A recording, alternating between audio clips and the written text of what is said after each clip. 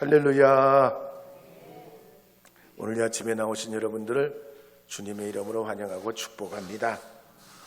오늘은 부활절 6번째 주일이자 어버이 주일입니다.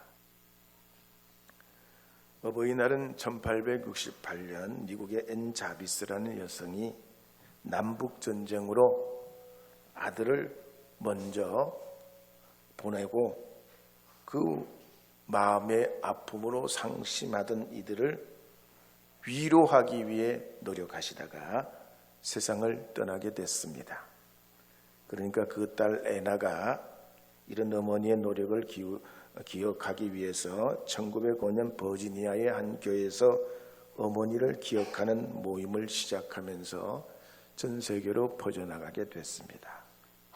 그래서 우리나라도 1956년에 어머니날을 기념해 오다가 1973년부터 어버이날로 바꿔 기념해 오면서 매년 5월 두 번째 주일을 어버이 주일로 섬기면서 부모님의 사랑과 은혜에 감사하고 공경하는 마음을 가지려 합니다. 저는 그런 의미에서 오늘 요한복음 14장 15절에서 21절 말씀을 통해서 성령과 부활 신앙이라는 제목으로 하나님의 말씀을 증거하려고 합니다. 이제 요한복음 14장 15절 16절 말씀 읽어보도록 하겠습니다. 너희가 나를 사랑하면 나의 계명을 지키리라. 내가 아버지께 구하겠으니 그가 또 다른 보혜사를 너희에게 주사 영원토록 너희와 함께 있게 하리니. 지난 주일은 예수님께서 떠나시게 된다 그럴 때 제자들이 근심에 빠지게 됐습니다. 그때 근심하지 말라. 내가 길이요 진리요 생명이요 부활이라 하셨습니다. 그리고 두 번째로 이제 권면하시기를 너희가 나를 사랑하면 나의 계명을 지키리라. 성령으로 함께 하리라 하셨습니다. 신영복 씨가 쓴 담론이라는 책에 보면 영국 과학자 프란시스 골턴이 어느 시골을 가게 됐습니다. 근데 그곳에 마침 행사가 열렸는데 보아하니까 소의 무게를 알아맞히는 대회였습니다. 사람들이 각자 자기가 생각하는 소의 무게를 짐작하는 숫자로 투표함에 넣으면 그 소의 무게를 알아맞히는 사람에게 소를 상으로 주는 행사였습니다. 그런데 정확하게 맞히는 사람이 없었다고 그래요. 그런데 놀라운 게 뭐냐면 그때 표가 한 800표 정도가 나왔는데 적힌 무게의 평균을 내보니까 542kg라는 거예요. 평균 무게가 사람들이 각자가 써낸 걸 평균 잡으니까 542kg예요. 근데 실제 소의 무게가 얼마냐? 543kg라더라는 거예요. 거의 적중했다는 겁니다. 거기서 이 골턴이 깨달은 건 사람이 함께하면 소의 무게도 맞출 수 있다라고 봤습니다. 함께 하는데 힘이 있다는 거예요. 그럼 가족이 뭡니까? 세상에서 왜 가장 아름다운 단어입니까? 사랑스럽고 감동스러운 말이 됩니까? 가족은요, 함께 하는 사람들이거든요. 언제든지 함께 있어주는 사람들이거든요. 언어들이라는 책에도 보면 아나이스 보르디에와 사만다 푸터먼이라는 쌍둥이 자매가 8,000km 떨어진 지구 반대편에 살다가 서로 만나게 된 이야기입니다. 본래 이 두 자매는 1987년도 부산에서 태어났습니다. 근데 쌍둥이라는 기록이 없어요. 아나이스는 프랑스로 이방 가고 사만다는 미국으로 각각 입양을 가게 됩니다. 서로 다른 양부모를 만나서 자라나게 돼요. 이 두 자매는 한 번도 만나 본 적이 없습니다. 그런데 어느 날 한 자매가 유튜브를 봤더니 자기와 똑같이 생긴 사람이 있는 거야. 그래서 추적해 봤더니 같은 부모님에게서 태어난 쌍둥이 입양아라는 걸 알게 됐어요. 이들이 시간이 지나고 한 가족으로 함께 살게 됩니다. 함께 하려는 것, 이것이 가족이지요. 가정에서는 혈연으로 함께 하려 한다면 교회는 하나님 아버지를 중심으로 하나님 나라의 가족으로 우리가 서로 받아들이면서 예수 안에 한 가족으로 살아가는 겁니다. 행복할 때나 어려울 때나 즐거울 때나 괴로울 때도 함께 하려 하는 것이죠. 그러면 성령께서 우리와 함께 해 주신다는 겁니다. 그러고 나면 주의 계명을 따라 하나님 사랑, 이웃 사랑을 비로소 실천할 수 있게 돼요. 우리나라 산 중에 가장 높은 산은 백두산이고 꽃 중에 꽃은 장미꽃인데 사랑 중에 가장 위대한 사랑은 자기는 죽고 남은 살리는 예수 사랑이에요. 인종도 국경도 초월하는 초월적인 사랑이에요. 그래서 예수님은 33년의 생애를 사시면서 십자가 위에서 우리 대신 죄와 저주와 질병과 가난을 지시고 죽임당하신 후 3일 만에 부활하십니다. 때문에 예수님께서는 가르치시기를 마태복음 22장 37절 40절에 보면 이렇게 말씀하신 내용이 나옵니다. 함께 읽어보겠습니다.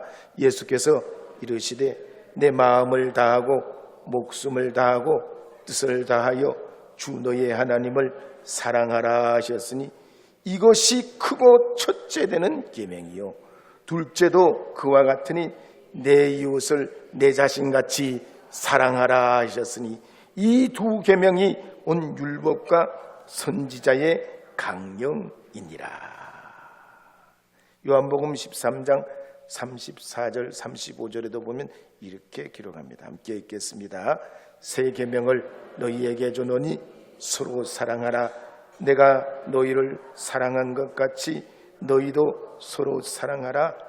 너희가 서로 사랑하면 이로써 모든 사람이 너희가 내 제자인 줄 알리라. 성경의 가장 두 가지 뼈대, 하나님 사랑, 이웃 사랑이에요. 다 모든 걸 제거하고 중요한 두 기둥, 하나님 사랑, 이웃 사랑이라는 거예요. 우리는 예수님의 이와 같은 사랑의 가르침을 따라서 가족 사랑, 이웃 사랑, 교회 사랑, 나라 사랑, 지역 사랑, 사람 사랑하는 하나님의 사람들이 되어야 할 줄 믿습니다. 그렇다면 우리가 어버이 주일을 맞이해서 과연 어떻게 서로 사랑해야 할까요? 사랑은 말로만 하는 것이 아니라 행동으로 표현해야 사랑입니다. 가령 여러분이 진심으로 하나님을 사랑한다면 하루 중에 하나님과 교제하는 시간이 있어야지요. 나의 삶을 그 하나님의 사랑에 표현하려고 하는 노력들이 있어야지요. 그러면 여러분의 그 사랑이 하나님께 연락될 줄 믿습니다. 부모님을 사랑하고 공경하는 방법도 마찬가지입니다. 부모님을 진정으로 사랑하고 공경한다면 함께 하려고 해야 되는 거죠.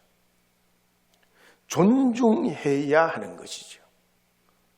존댓말을 사용하고 부모님 말씀에 순종하고 마음의 부담을 덜어드리고 수고도 덜어드리고 형제가 서로 화목해야 하는 것입니다. 한번 따라하도록 하겠습니다. 안녕히 주무셨어요. 안녕히 다녀오셨어요. 건강하세요. 감사드려요. 사랑합니다. 할렐루야. 여러분, 부모님과 가족들이 함께 모이면 주무시고 일어나면 당연히 안녕히 주무셨어요 그러시죠? 아멘을 안 하시네. 어쩐 일이야. 뼈대 있는 가문들이 어쩐 일이요.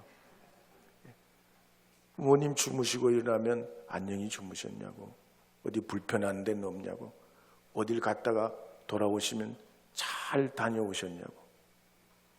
그렇게 안 해도 잘 주무시고 잘 다녀오셔요. 근데 뭐냐? 관심이지, 관심. 부모님에 대한 관심이고 사랑의 표현이죠. 그냥 무덤덤하게 말씀도 안 하고 그냥 네 마음이 내 마음이다, 내 마음이 네 마음이다. 그렇게 하면 감동이 없는 거예요. 그래서 좋은 관계를 가족 안에 유지하기 위해서는 감동을 드려야 돼요. 감동을, 내 마음의 감동을 표현하고 그 감동을 통해서 서로 주고받을 때 이게 끈끈한 관계가 유지되는 거예요. 아무리 친한 사람이라도 그래서 하루 종일 말씀을 안 해봐요. 친할 수가 없어요. 몇 날 며칠 그냥 전혀 대화를 안 해봐요. 그 사람하고 나하고는 대면 돼버리는 거예요. 그래서 좋은 관계를 유지하려면 마음과 마음에 감동이 오고 가야 돼요. 말씀으로 혹은 문자로, 전화로, 직접 만나서 대화로 서로 오고 가야 돼요. 그래야 이 가족의 유대감이 생기고 소속감이 생겨납니다. 식사도 함께하고 또 산책도 하고, 아멘을 안 하네.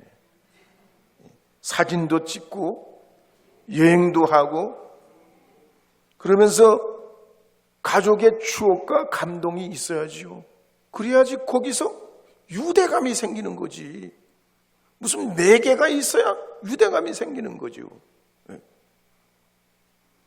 벽돌도 벽돌끼리 붙이려면 어떻게, 벽돌 사이사이에 내지를 넣어야 돼. 달라붙는 말이죠. 적어도 시멘트라도 넣어야 돼. 그래 얘들이 붙어 있는 거지.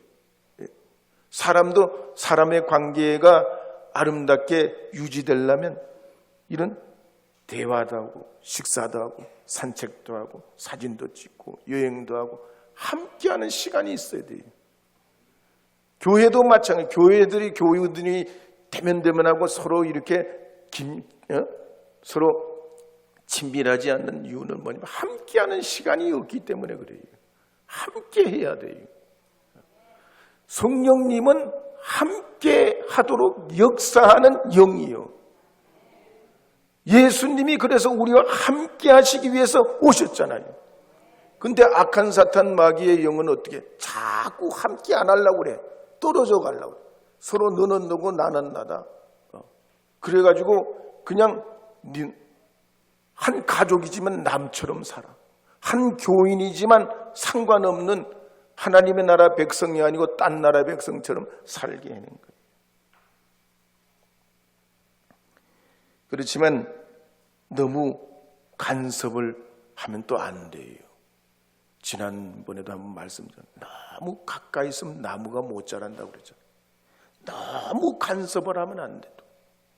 존중하고 그러면서 건강이나 경제적인 문제나 혹시 정신적인 치매나 이런 어려움이 없는지 부모님을 살펴드리고 용돈도 드리고, 아멘을 안 하네.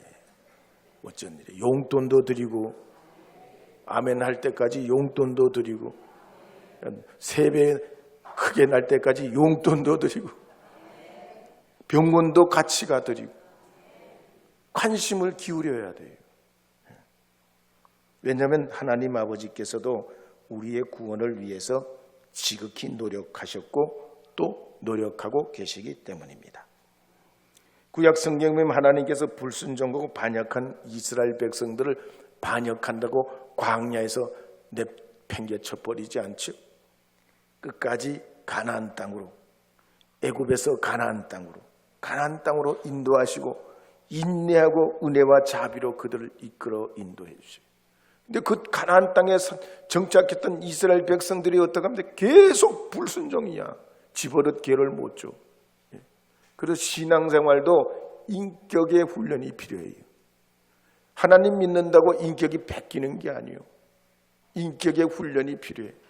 이 인격의 훈련이 필요하려면 교회 생활을 오랫동안 믿음 생활하면서 인격이 변화되는 과정을 거쳐야 돼요. 그러니까 이스라엘 백성들이 그렇게 못되게 굴고 말이죠.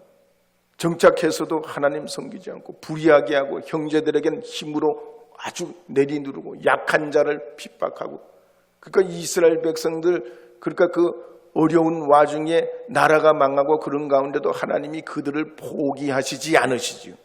그 예언서에 다 나와요. 하나님이 그들을 다시 데려오고 그들을 회복시키고 70년 만에 잃었던 땅을 다시 되찾게 하고 그들의 미래를 새롭게 이루어가도록 하나님 끝까지 인내와 자비와 인자하심을 베푸셔요. 신약 성경에도 보면 외아들 예수 그리스도를 보내심에 있어서도 마찬가지입니다. 우리의 모든 죄를 위해 용서받고 하나님의 자녀 되기까지 우리와 함께 하시고 또 함께 하시고 지금도 함께 하시고 영원히 우리와 함께 하시려고. 그래서 16절, 17절, 18절에 보면 이렇게 기록하는 내용이 나옵니다. 함께 읽어보겠습니다. 내가 아버지께 구하겠으니 그가 또 다른 보혜사를 너희에게 주사 영원토록 너희와 함께 있게 하리니 그는 진리의 영이라 세상은 능히 그를 받지 못하나니 이는 그를 보지도 못하고 알지도 못함이라. 그러나 너희는 그를 아나니 그는 너희와 함께 거하심이요 또 너희 속에 계시겠습니다. 내가 너희를 고아와 같이 버려두지 아니하고 너희에게로 오리라. 주님은 영원히 함께하는 거예요. 언제나 함께하는 거예요. 주님 안에 사시는 줄 여러분 믿으시고 성령님을 환영하시고 주님과 동행하는 인생이 되시기를 바랍니다. 박찬석이라는 경북대 총장님 이야기가 있습니다. 이분이 시골에 살다가 대구에 중학교를 다녔습니다. 1학년 8반이었어요. 그 반의 학생이 68명인데 시험을 봤는데 68명 중에 68등을 했어요. 안 믿어지죠? 그분 간증이에요. 꼴찌를 했어요. 공부가 너무 하기 싫어. 또 그랬잖아요. 시골에 있다가 대도시로 나가니까 공부하는 게 틀리잖아. 아무리 공부해도 못 따라가. 걔들은 벌써 초등학교 때부터 선행학습을 해가지고 바로 선생님보다 더 막 아는 소리에. 근데 시골에만 있다가 중학교를 갔으니 공부가 뭐 성적이 나올 리가 있어. 68명 중에 68등을 한 거죠. 그래도 이제 고향에 한 번씩 돌아가서 부모님을 뵙고 그래야 되는데 고향에 가서 성적표를 보여드릴 자신이 없어요. 그래서 어떻게 했냐? 너무 부끄러워가지고 아버지한테 꼴등 성적표를 보여드릴 수가 없어서 68등을 1등으로 고친 거예요. 간도 크지. 우리 같으면 30등으로 고칠 텐데 간이 커가지고 68등이 1등으로 고쳤어요. 어차피 아버지는 초등학교도 못 나오셨기 때문에 성적표를 보여드려도 뭐 글자를 모르시니까 상관이 없다 생각했어요. 하여튼 이 1등으로 고쳐가지고 아버지한테 보여드렸더니 아버지가 소문을 낸 거야. 그 동네가 다 집성촌인데 형님하고 이웃 사람들이 다 몰려와가지고 자네 아들은 어떻게 그렇게 공부를 잘하는가? 이야, 앞으로 진짜 우리 마을에 큰 인물이 나게 생겼다. 네? 이야, 명순 아버지는 진짜 이제 자식 하나 잘 듣네. 1등 가는 아들이 있으니까 이제 남부러울 일이 없어. 그 다음날 내과에 가서 멱을 감고 돌아오니까 아버지가 집에서 하나밖에 없는 재산 목록 1호인 돼지를 잡으신 거야. 동네 사람들 다 초대하고서 아들 1등 했다고 잔치를 벌인다는 기억. 너무나 기가 막혀가지고 아버지 말만 나와. 그게 아니고요 말을 했는데 용기가 도저히 안 나더래. 아버지만 불렀는데 그 다음 말이 안 나와. 결국 밖으로 뛰쳐나가가지고 강물에 확 빠져 죽으려고 강물에 뛰어들었는데 숨이 참 못 있겠더래요. 그리고 자기 주먹으로 자기 머리를 때리고 뭐 엉엉 울기도 하고 그래도 그냥 그렇게 하여튼 그랬다는 거예요. 그리고는 17년이 지났는데 이분이 대학 교수가 됐어요. 33년 만에 자기 아들이 이제 입학을 중학교에 하게 됐는데 부모님께 33년 전에 그 거짓말한 걸 아들이 낳았으니 아들이 중학교를 갔으니까 양심상 도저히 못 있겠더래요. 그래서 아버지한테 사과를 하기로 했어요. 아버지, 제가 중학교 1학년 때요 1등은요 야 그만둬라. 다 알고 있어. 손자보는데 무슨 말을 해. 그러시더라는 거야. 성경에도 보면 부모님이 자녀를 사랑한 나머지 예수님께 찾아가서 자식의 병과 문제를 해결하기 위해 간청하는 이야기가 여러 곳에 소개됩니다. 왕의 신하의 아들, 이 아들은 몹시 아파서 방법이 없습니다. 그런데 모든 걸 다 버리고 예수님 앞에 엎드려 간청을 합니다. 우리 아들 병을 좀 고쳐달라는 거예요. 회당장 야이로의 딸도 마찬가지 죽을 병에 걸렸어요. 아니 이미 죽어버렸어.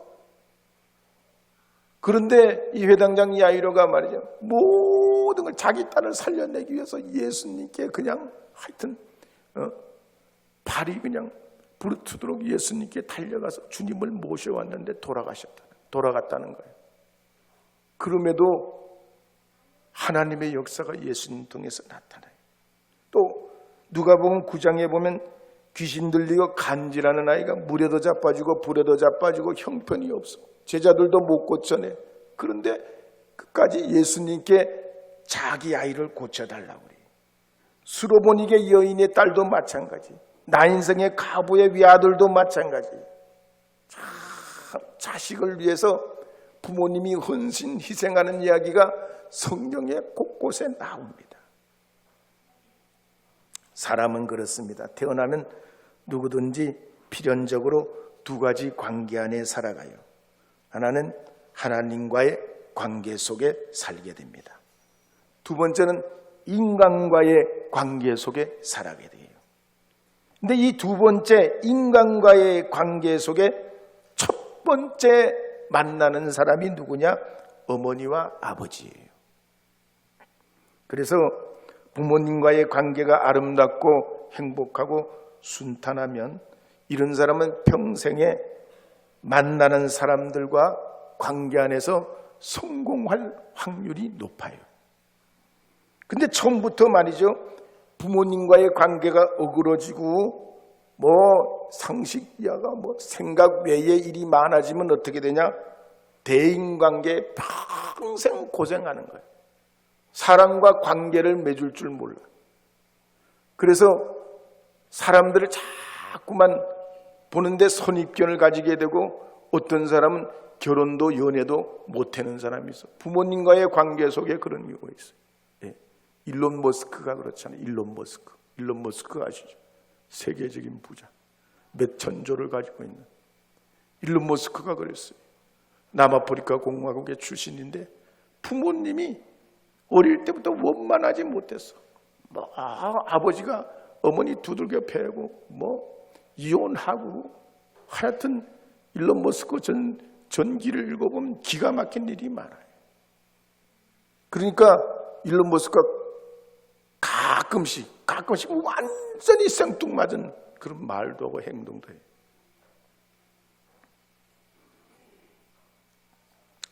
그러니까 여러분들께서는 주님 안에서 주시는 부모님과의 관계가 화목하고 평안하고 복되기를 바랍니다. 어느 날 아들을 둔 어머니가 아들이 장가 갔는데 아들 집을 갔습니다. 아파트 문이 열려 있어서 조용히 들어가려고 가는데 문이 조금 빼곡 열렸어요. 아들이 며느리 무릎에 누워가지고 서로 대화를 하고 있더랍니다. 자기야, 자기는 세상에서 누가 제일 좋아? 물론 당신이지. 다음은 우리 아이들이지. 그 다음은 장인 장모님이지. 그러면 네 번째는 우리 집 강아지지. 다섯 번째는 우리 엄마지. 그러더래요. 그래가지고 이 어머니가 너무 상처를 받았어. 김치를 갖다 주려고 그러다가 마음의 상처를 받고 경비실에다 갖다 두면서 이런 메모를 남겼다고 그럽니다. 1번아 잘 먹거라. 5번은 두고 간다. 여러분, 부모를 공경하시길 바랍니다. 아무리 서울대를 나오고 옥스퍼드 대학 나오고 캠브리지 나와도 부모님 마음에 근심을 주고 고통을 안겨주는 사람은 부모님을 공경하지 않는 거예요. 날 낳아주시고 길러주신 부모님을 기쁘게 하는 이들이라야 할 줄 믿습니다. 그럼 부모님을 기쁘게 하려면 어떻게 해야 됩니까? 먼저 행복하게 잘 살아야 돼요. 서로 좋아서 만나는데 허구한 날 으르렁거리고 싸운다면 부모님 마음에 근심을 끼쳐드리는 거죠. 결혼을 했으면 잘 살아야 돼요. 잘 살으셔야 돼요. 저는 그래가지고 음식을 뭐든지 잘 먹습니다. 감사하게 먹으려고 그래요. 짜워도 맛있고 싱거워도 맛있고 매워도 맛있고 싱거워도 맛있어요. 다 맛있다고 그래요. 실제로 그래요. 그러다 보니까 어느 날은 짜게 먹다가 어느 날은 싱겁게 먹으니까 이게 평균이 되더라고. 평균이 딱 돼요.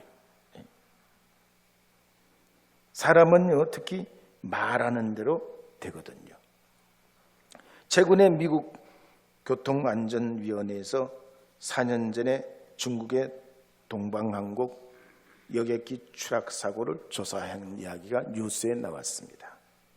중국 쿵민을 출발한 이 비행기가 강저우로 가다가 해발 8,800m 상공에서 수직으로 360도를 뱅글뱅글 돌면서 하강 추락한 거죠. 전문가들이 원인을 조사해 봤더니 이 조종실에 아무래도 기장과 부기장이 서로 싸우는 바람에 그렇게 추락했다는 거예요. 그럴 가능성이 가장 높다는 거예요. 우리 가정으로 말하면 가정의 아빠, 엄마는 비행기의 기장과 부기장과 같습니다. 부부 싸움이 잦으면 자녀들이 정서적으로 불안해져요. 낮은 자존감에 자기 비하가 강해집니다. 공격적인 행동을 하게 되고 위축된 행동을 하게 됩니다. 또 의사소통도 일반적인 방식이 아니고 왜곡된 방식으로 때리면서 좋아한다든지 욕하면서 아는 척한다든지 이런 왜곡 현상이나 또 애착 현상, 쓸데없는데 막 거기 집착하는 이런 현상이 생기고 결혼이나 연애에 어떤 장애가 생기는 수가 있다는 거예요. 그래서 자녀들이 보는 앞에는 고성과 폭언을 삼가하고 비난을 하지 말아야 합니다. 그리고 아이들을 싸움에 끌어들이지 않아야 되고, 혹시라도 부부 싸움을 했더라도 부부가 서로 화해하는 걸 자녀들에게 보여줘야 돼요.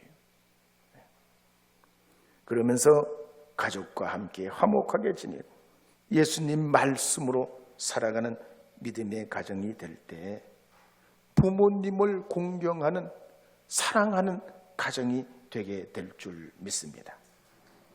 이제 마지막으로 요한복음 14장 18절, 19절, 20절에 보면 이렇게 기록합니다. 함께 읽어보겠습니다. 내가 너희를 고아와 같이 버려두지 아니하고 너희에게로 오리라. 조금 있으면 세상은 나를 다시 보지 못할 것이로되 너희는 나를 보리니 이는 내가 살아있고 너희도 살아있겠습니다. 그날에는 내가 아버지 안에 너희가 내 안에 내가 너희 안에 있는 것을 너희가 알리라. 이 말씀을 보면서 가장 위대한 사랑은 두 가지 특징이 있다는 겁니다. 첫째는 항상 함께 한다.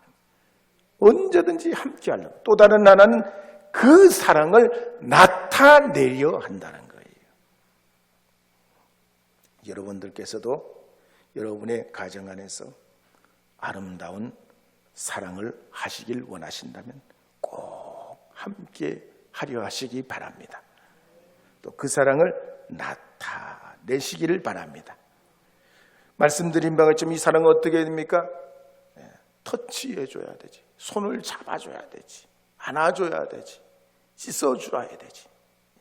다독여주고 축복해줘야 되지. 한번 인사하도록, 손잡고 인사해보죠. 사랑합니다. 축복합니다.